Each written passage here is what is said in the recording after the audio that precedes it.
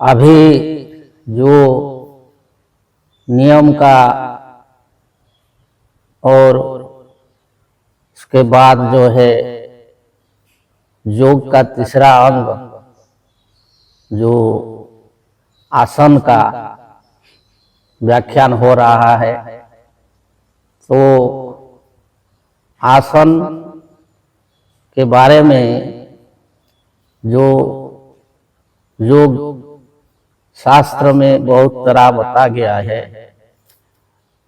मनुष्य जो है स्वाभाविक रूप में जो तीन अवस्था या तीन जो तरीका से ही रहता है, एक है बैठना, एक है सोना और एक है खड़ा होना।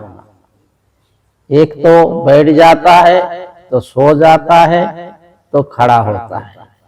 वही तीन जो है उसका स्वाभाविक आसन है और स्वाभाविक अवस्था है। तो ऐसे जो योग के लिए, जो योग द्वारा आत्मज्ञान को प्राप्त करने के लिए जो आसन है, तो इसको जो है योगासन बोला जाता है।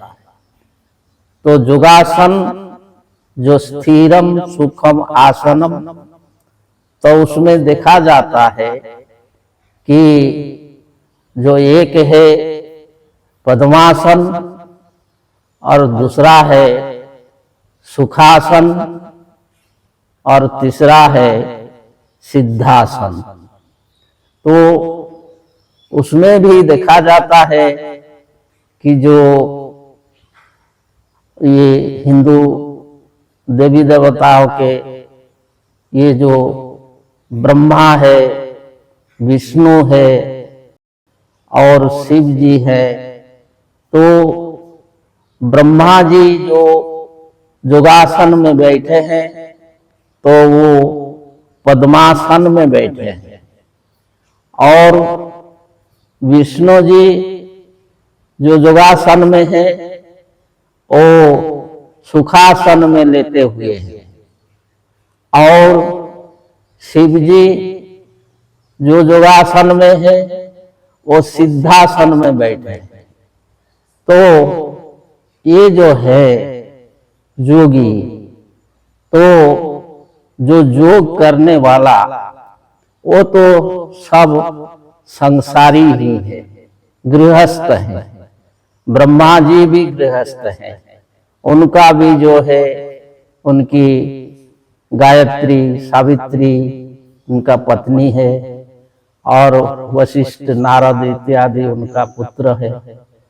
और विष्णु जी की भी जो पत्नी लक्ष्मी है, सरस्वती है, उनका भी जो है जो कामदेव इत्यादि पुत्र है और संतान है।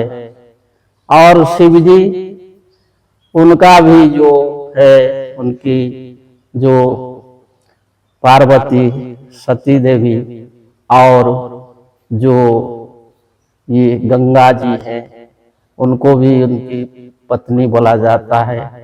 तो वो भी संसारी है, उनका भी जो गणेश जी और कार्तिकेय जी ऐसे पुत्र हैं, और उनके द्वारा भी जो संतान है जो ब्रह्मा जी का संतान है, उनसे फिर जो ऋषियों जो मुनियों है वो भी सब संसारी थे, गृहस्थ थे, और उनका भी पुत्र जो है क्रम से गोत्र को बढ़ाया और उनसे मानव समाज बढ़ता जा।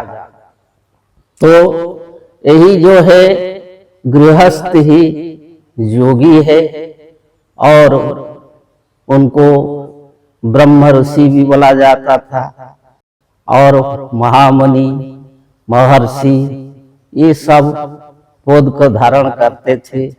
विश्वामित्र भी जो है पहले राजा थे, और वशिष्ठ जी के संपर्क में आकर के वो भी ब्रह्मर्षि बन गए। और श्री राम जी जो भगवान है वो भी जो वशिष्ठ जी के द्वारा योग को प्राप्त किए हैं, तो वो भी संसारी थे। उनका भी जो पुत्र लव और कुश, वो योग वासिष्ठ में उनका जो योग के बारे में बताया गया है। भगवान कृष्ण भी जो है गृहस्थ थे, जोगेश्वर थे। वो भी जो महर्षि सांदीपनि के द्वारा वो जो योग विद्या को प्राप्त करके उन्होंने भी योगेश्वर हुआ। तो ऐसे जो योग विद्या है वो मनुष्य को भगवान बनाता है, वो मनुष्य को सच्चा सुख, सच्ची शांति और सच्ची मुक्ति दिलाता है। मनुष्य जो है योग द्वारा जो ये सारे सृष्टि का रहस्य को जानता है, अपना खुद को जानता है, और इसके द्वारा जो है वो जीवन मुक्त होता है। जय जय।